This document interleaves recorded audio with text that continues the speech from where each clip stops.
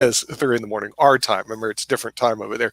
But the thing is, the internet dropped a couple times here, and it's just, and that's been our Well, we problem. had storms too Yeah, yesterday. but We had a lot of heavy it's storms. been our problem beaming into Africa. It's the bandwidth issues, and it happens a lot with certain countries because they just haven't got the high speed fibers installed and all. It takes a while to bring up all the even having access to internet. So when Emmanuel Aka from Accra got on, he just kept beaming off and on. It was very poor quality. He called me the other day and he said that he's facing a lot of bandwidth issues. He wanted to do every day, but there's a problem. Yeah, right. That's what I'm saying. There's a lot of bandwidth issues. Now, I'm speaking with some people from over there who apparently have a little bit of influence, and they're going to see if they can get our show like more acclimated to Africa. Yeah. And we've got those movies from Africa, or that. Yeah, we have a lot of movies from Africa that have been submitted. We haven't gone through them yet, but we do have a lot of movies from Africa.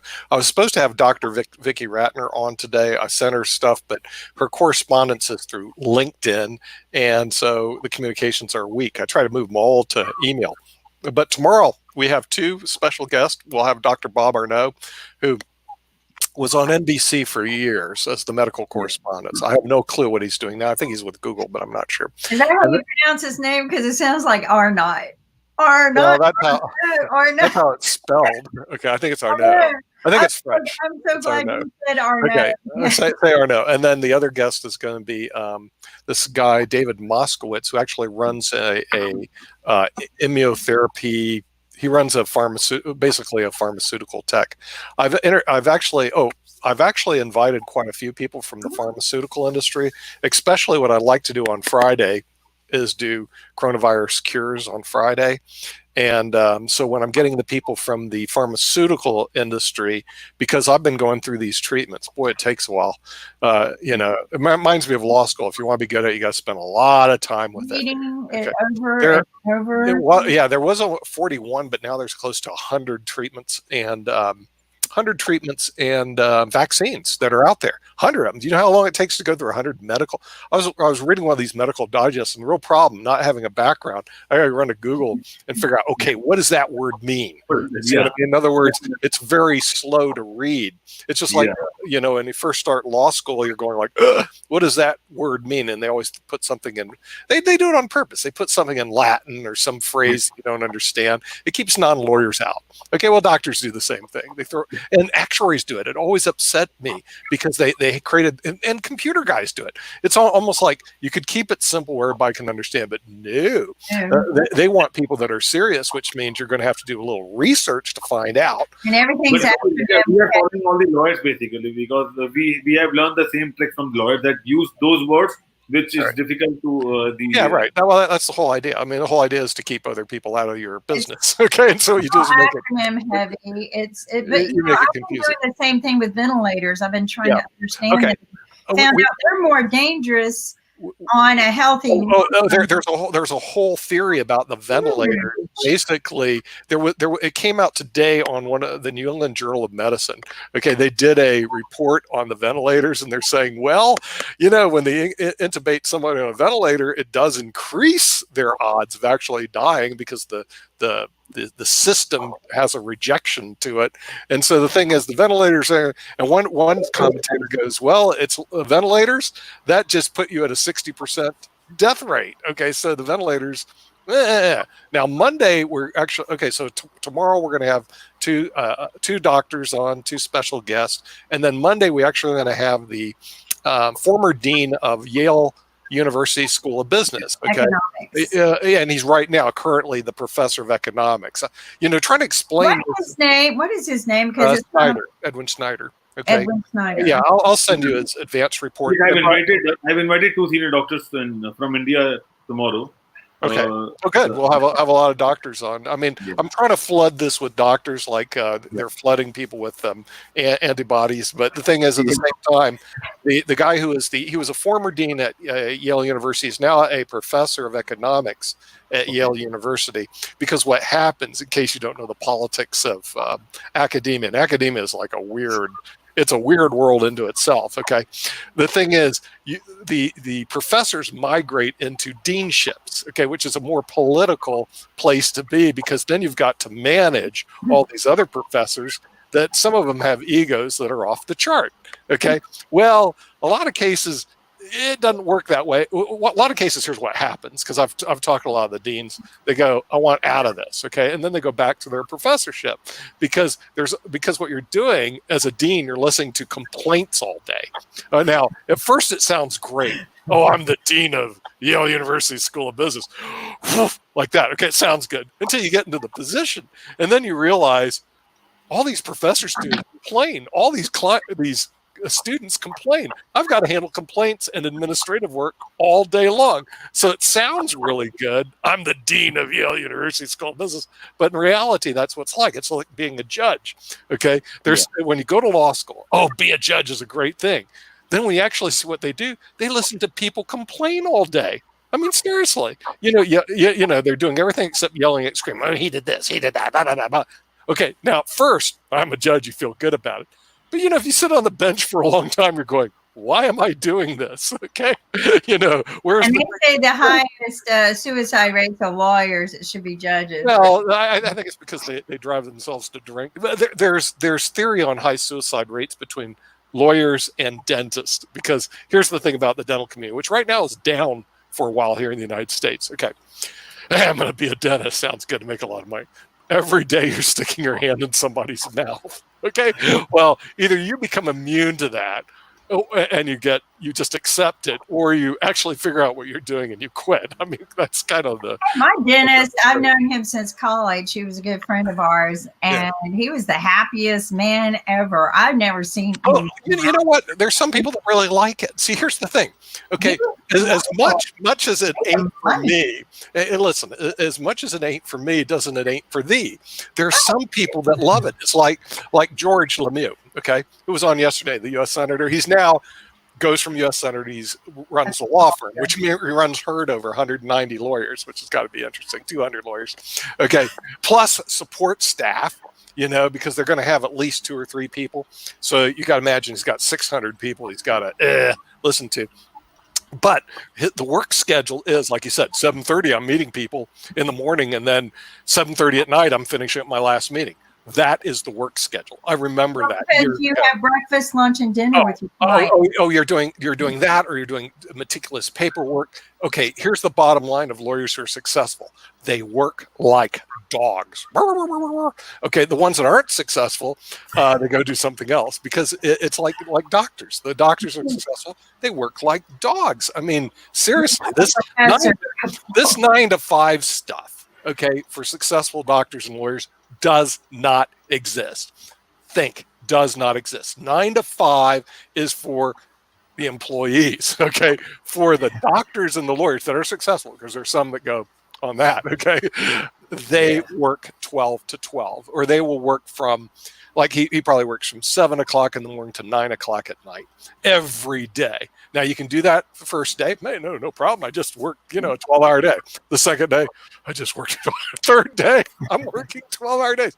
Or you really love what you do, okay? And some of these people, I've run into them, they just really love it. They don't mind working at 12-hour days. Okay, but here's what happened to them. All of a sudden, bang, it stops. You're not working 12-hour days anymore. I didn't know there was a life out there.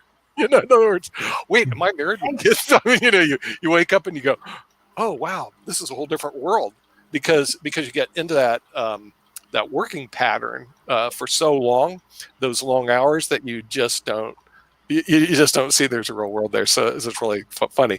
Rakesh, how are you doing? Very good. What you were saying just strikes a chord in me, because one of my uncles is a very good surgeon, and his son just refused to have anything to do with medicine. Of course. Because both his parents were doctors. Right. And he said, I see you working like dogs, just like you said. Sure. And he said, I'm not going to be a doctor at all. Yeah. He just it became an aeronautical engineer. But that, Okay, right. A more sane existence, you know. But the thing is, it is absolutely true. And half of the clients in my other business are physicians. Here's the great news: having them as clients, they don't bother you.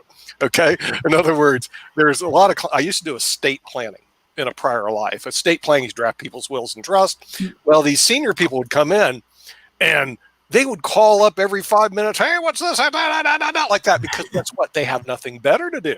These people are retired. Okay, and retirees have more time on their hands than anyone knows to do it. Okay, and so they would always bug attorneys about their wills and their trusts. What about my grandchildren? Here, I got call about my or their children. Okay, doctors aren't like that. The doctors, you know, we set up their plans. They never talk to you again. In other words, it's great, but they send you. They pay their bills. Okay, so they pay their bills and they don't bother you. You can't have a more perfect client than one that pays their bills and doesn't bother you. Okay, so their research is 100% what their work is, and they're making a lot of money doing it. Yeah. And they pay you for. They pay you to think for them on that level. And I've known many doctors, and that's just the way they want their life. Right. But I'm saying that take care of me, I'll take care of you and the board. Yeah, so, and they make good clients because they don't call you every 5 minutes with some inane question, and then you got to figure out how you're going to bill for it and all that other stuff. Yeah.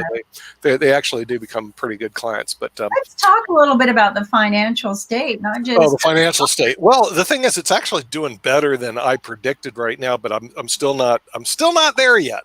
Okay, because here's what happened yesterday, and over here, you know, they're giving away 2.2 trillion. It's a giveaway. I can't put that. We watched your class yesterday. I know, but I can't. I would love to. I'm going to tell you what happened to that. Okay, I'd love to put on an ad, the $2.2 trillion giveaway. But see, the thing is that probably would meet up a lot of resistance. But it's a $2.2 trillion stimulus. Okay, that sounds better than a giveaway. But the devil is in the details. So we get on and we tell them about these two programs. This is typical what happens here. The Payment Protection Program. And yesterday there were 275,000 applicants. By the way, that's a lot for here. And all of a sudden, and I told Max, my business partner who was on yesterday, I'm going, if we got 275,000 applications, could we process it? He goes, no, it's impossible. Okay, we don't have a big enough staff to do it. If IBM TV had 275,000 letters of inquiries, could we process it? No. Not right now. 275,000 is a lot, and they got it in just one day. It's just like right now, our unemployment, we just got 6 million new applications for unemployment. You have to imagine it's the volume of, and this is what's happening in our economy right now, the volume of applications, 6 million unemployment applications. That's more than Sasha has in Canada right now. I mean, you know, it's just the way it is. The Canadians go, that's our entire country. But listen, it is, our unemployment applications exceed the entire population of New Zealand. Okay, it's like the whole country goes, we're all on unemployment. You know, it's just trying to imagine. It's just like the people don't understand the population of India being 1.3 billion people. You know, it's like you can take our whole country, dump them in the sea, and we still have 1 billion left over. I mean, the magnitude of these numbers are just astonishing. Okay, so we had all these applications. So here's how the SBA put the little kink, and it came out on our thing. They go, well, it's not 10,000, it's 1,000 per employee to 10,000. Okay, I'm going, and Max and I, we've gone through this stuff. We didn't see, what is he talking about? That was never written. That you're right. It's not in. It's not read it. It's not in the law. Listen to what happened. And this is the reason you need lawyers. This is the reason I get paid. Okay. The thing is, it wasn't in the bill, that was passed through Congress, but it's administered by the SBA, the Small Business Administration. Somebody from the Massachusetts sector of the Small Business Administration floats out this quote new rule, and I've seen that before. And the senators, and there's a whole stack of them, wrote a nasty letter to the SBA. What are you guys doing over there? You're not following the law. Now, part of the reason they may have done it is to flatten the curve. What curve? They can't flatten the coronavirus curve. they flatten the applicant curve. They can't take in 275,000 applicants a day, on this, and it just keeps ratcheting up. So that's where it sits out there right now. I shared it with some of our viewers because one guy goes, "You're not up to date." Yeah, we were. Because, as a matter of fact, I went and even did my research on the SBA website as of 4:30 yesterday to see if I was correct. And the SBA main website doesn't mention that rule at all. It doesn't exist. But there was that letter that came from Massachusetts, and that's circulating all over the United States right now. And so it's getting people, up in arms. The other issue is that some of the banks have put a cap law. So the banks get we're going to do an update on April 22nd, Kim, on that, because one of our producers made applications through a couple of his companies, and he said they actually do research whether or not your bank account was established prior to like February of 2019 or something like that. In other words, you have a 1-year history of bank accounts. So the thing is, there is some actually checks and balances on this $2.2 trillion stimulus. You can go to Florida and they have bridge loans established for COVID-19 as well as business infrastructure loans, because there are some businesses that are coming out of this that are helping COVID-19. Oh, no. Yeah. Research, you've got mask makers. Okay, but as far as new guys are starting their new business, forget it. Now, here's what is available. In Florida, if you incorporated by March 2nd. Yeah, by March 2nd. Right. March 2nd, they could do it. But here's what we could do. Is a special for remember those startups that have no money and are broke all the time, is to do a special for the startups and applications for the, the 2.2 trillion stimulus, because oddly enough, they probably qualify if they incorporated a year ago or prior to the deadlines. Nick, I want to bring up something here. You and I were having this chatter on and on and on about the U.S. stimulus. You see how bored these other guys are? Like, can you guys come on? We don't have those kind of problems. We don't have ulcers. Okay. Look at them. Look how happy they are. They're not all bent out of shape about whether they get a stimulus or not. I know. Well, the thing is, Sasha, he doesn't care. Okay, Sasha. Sasha, I'm not sure if he's Canadian. Like he's not. He doesn't. He's smiling, and look at Ankit. They don't care. They don't care. Okay, we're gonna have to train them. Remember, the thing is, we got to train these people. I hope this is not a bad habit we bring to your world. But I do want to bring something good out of this. I got such a beautiful picture of. There you go. Now you know what it's all about, Ankit. Here it is, Ankit. Listen to me. Ankit passed his first day. But we got beautiful pictures coming from around the world about how beautiful the world has become. And, the carbon footprint. Wait. We don't have to spend all of that money on the world. Wait a minute. Here's the pictures that's coming out of India right now. We can see the Himalayas. Okay, there's a city, Japtabar, or whatever the heck it is, up in I don't know. Yeah, right. So some city up in the north. Picture how beautiful. Yeah, they're coming to the U.S. right now. There's some city in northern India somewhere, and the people are going outside. What's that? Those are the Himalayas. We've never seen them because for the last 30 years, the pollution, no Himalayas. And then they look up in the sky. The sky's blue. I didn't know it was that color. Okay. And they're going like, wow, this is great.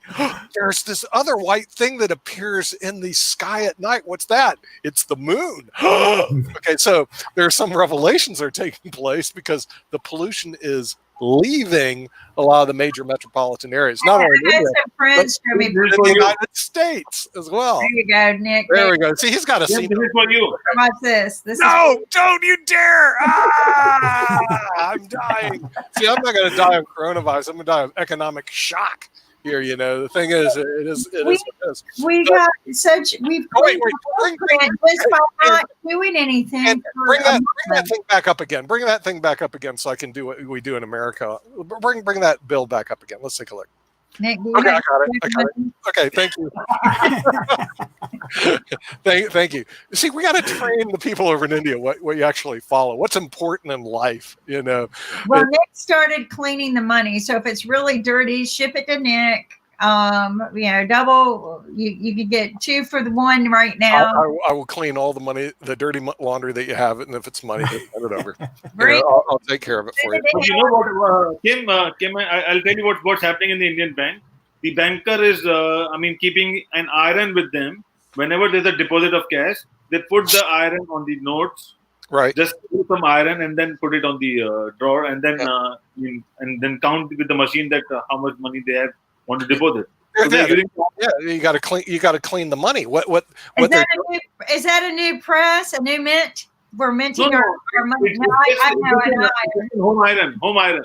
I know, but I'm calling pressing a new press for money, right? Yeah, you got to clean that dirty money. And the banks here, I love it. I love it. Yes. That's smart because I've been wiping mine. I take the wipes with me, like a small pack of wipes. And if I transmit money, I would wipe my money down before I gave it to somebody.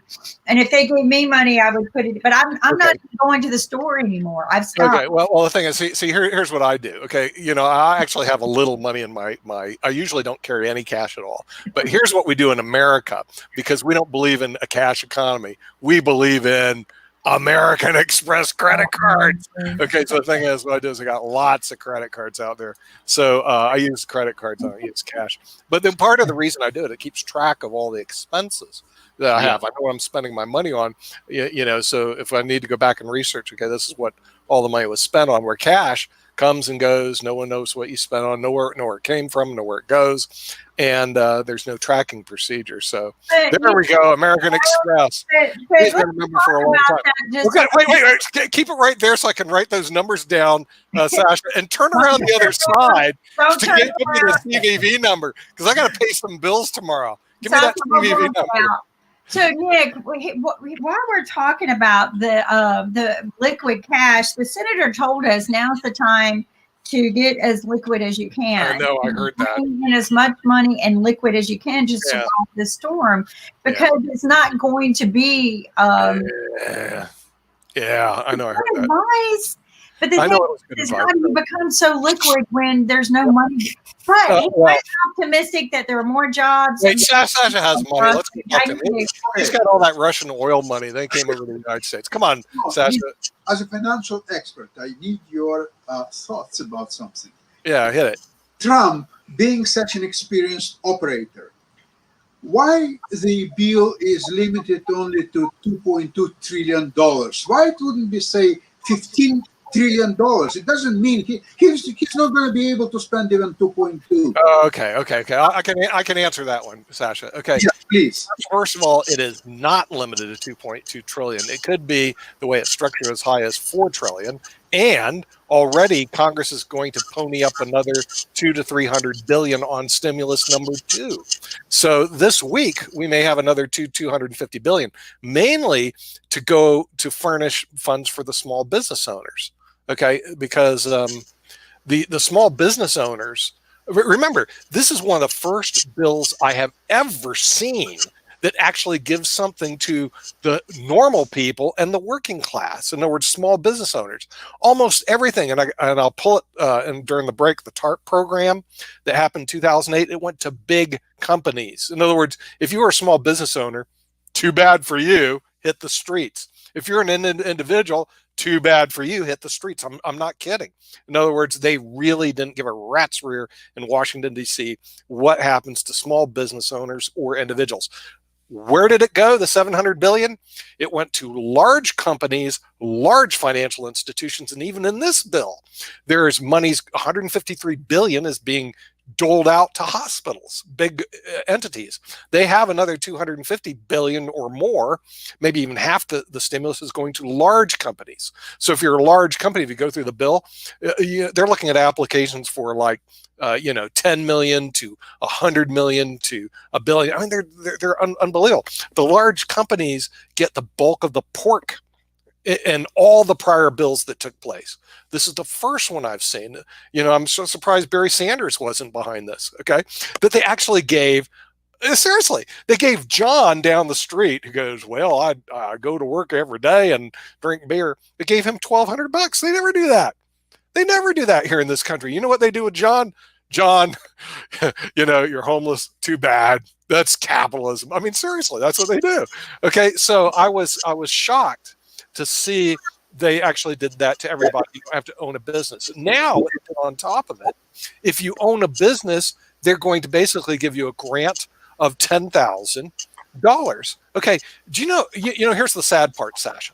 Do you know what big difference it would make to a lot of the startup community if they had a $10,000 grant? Seriously, it makes a lot of difference to them. First time, and they're doing this payment protection program. 8 weeks, they're going to pick up payroll. You certainly could jumpstart any economy by doing that. That's a bottom-up approach, but we tend to not look at the bottom. We look at the top. In other words, I hate to say it, it favors the top 1% of individuals, top 1% of corporations. If you're in the top 1%, life is good. Okay, seriously. And it can be, in this country, it can be real bloody good. Okay, because we got a lot of stuff for 1% people to do. You get big homes, big cars, you get to go to nice places, travel first class. Okay, if you're in the bottom 1%, life not so good. You're homeless, you're looking scrounge around you have no food. I mean, it's like absolutely horrible. And the sad part, half the people in the United States of America have nothing. Their net worth is zero. Half of them. So, but the top 1% have half of all the economic assets in the United States. So 1%, baby, that's where you want to be. Something to add about the $10,000 issue. Yeah. Remember we had yesterday discussion about entrepreneurship, and the video was saying about how to get going and plan everything and so on. I think that this $10,000 is exactly what can get people from the coach. Because, as I said yesterday, the best way not to lose any money on the startups and businesses, to sit on your couch and just keep dreaming. Yeah, sure. That sure. guarantees you are not going to lose anything. Yeah, but see, if you own a small business, $10,000 goes pretty fast. I'm sorry, $10,000 when you do rent, you do payroll, you pay your utilities, 10 grand's out the door pretty quickly. Yes. I mean, that's the real sad realities of a small business owner. And I'm imagining like the restaurant business. I'm sure 20,000 would go much farther. Yeah, 10,000 will keep you alive, basically. Like the restaurant business I go to, and I got to go buy some food today. It's called Taste of India. We actually have an Indian restaurant in South North Carolina. I mean, Sanford, North Carolina, which is the middle of bloody nowhere. But it's our only Indian restaurant because we live in the boonies, okay? And the people here, they all eat fried chicken, fried this, fried that. They don't eat Indian Indian food. What's that? Okay, so the thing is, but let me say that, and see, I don't know if he's made his application for the 10,000, but if his restaurant business had $10,000 to ride through this, he can pay his rent, he can take care of his payroll, he can pay his utilities, he can pay for his food. In other words, he can stay bloody alive. I'm serious. Because what happens if you're a small business owner, you have to pay this thing called rent. And the thing is that comes in every month. It doesn't go away just because your customers went away. And every restaurant business in America, their customers have basically gone away. So without that $10,000, they're so toast. But it's not just that. It's all these small businesses that are out there. The $10,000 makes a big difference to them to basically staying alive or sinking. It's a what do you call it? It's one of these life rafts that they're getting. Is it? Is Yeah, it? one more thing Because, I'd like to add. Yeah, it's life raft. I think it's a good time to give people all these grants and loans and everything else, because casinos are closed, right? So there is no way to quickly grab the money and go to the casino. Also, you cannot fly anywhere either. Yeah, right. Okay. Well, if they're stupid with it and they If they're if they're stupid with it, then it ends up back in the hands of the 1%. Okay. Let me explain something to you about the stimulus. They did state that, if you get the money and you don't spend it on the things that you're supposed to spend it on, they're going to make you accountable for it. So if it was about paying, yes. So if you are, needing money to pay your employees or needing money just to, That's it. you've got to show how you spent the money. Right. They come back and they knock on your door, all 500 million people that got it. If they knocked on your door and then they ask you, you need to show us how you spent your money, you better show them that you Right. Yeah. You had legitimate payroll and all that other stuff. But think about it this way, Sasha. In this country, it says that in the statement. Okay. In this country, the government has a one-way street. Small businesses write checks to them. You write payroll taxes to them. You write income taxes to them. The money is going from you to them. Okay. This is the first time the money goes from them to you. So let's make this a bloody two-way street for the first time. So even though you think, oh, 10,000, wow, that's a lot of money for a small business to get. Do you know how much money they've sent to the Internal Revenue Service? They sent to the various states. They've sent in payroll taxes. Usually it goes that way. Okay, now the big companies are pretty smart. They know to go after the big money, and they know where the big pork sits. The big pork doesn't sit around the United States; it sits in the Tower of Power, Washington D.C. Why do you think a lot of the companies move their headquarters to Washington D.C. and all the lobbyists move to Washington D.C. because they know that's where the pork flows out of Washington D.C. and that flows to everywhere else. Even Boeing moved their headquarters to Chicago, and from Seattle we go, why'd you do that? We want to be closer to Washington, D.C. because we spend most of our time in Washington, D.C. because Washington, D.C. is where all the pork flows. It's like you guys in New Delhi. The reason you're in New Delhi, the pork all flows in India from New Delhi. Okay, come on. It doesn't flow from Mumbai or Calcutta. We have a question from one of our viewers that if they get stimulus of $10,000, is it a good time to invest in stocks, and how much they will see in next 10 years? Out of those $10,000. The thing is, you're not supposed to invest it in stocks. You're supposed to pay your employees. You're supposed to pay your employees, make your payroll, but keep but your on blood the other side, if suppose I get $10,000 and I have $5,000 of savings, can I invest that $5,000 in maybe Johnson & Johnson? I'll get $50,000. Of course. If you want to know where the hot stocks are, it's pharmaceuticals. Let's get real. Okay. As a matter of fact, we're going to go over that Friday. We're going to have some malaria drug. That we're going to have people from how long do you think that this $10,000 will keep a business afloat? It depends on how big the business is. Okay, if there's some of the businesses, the business I had up in Seattle, it wouldn't even last an eighth of a month. 1/8 of a month. We burned our expense rate was over 80,000 a month. Okay, so the thing is, if you said, hey, there's 10,000, it ain't gonna last us at all. If you have 10 employees, that's 1 week right there, because we don't just pay payroll income. You got to pay all their taxes for them. Oh Lord. If you've got an employee that makes $1,000 a week. Okay, you got to add another 30% to pay their taxes. Then you got to add to pay their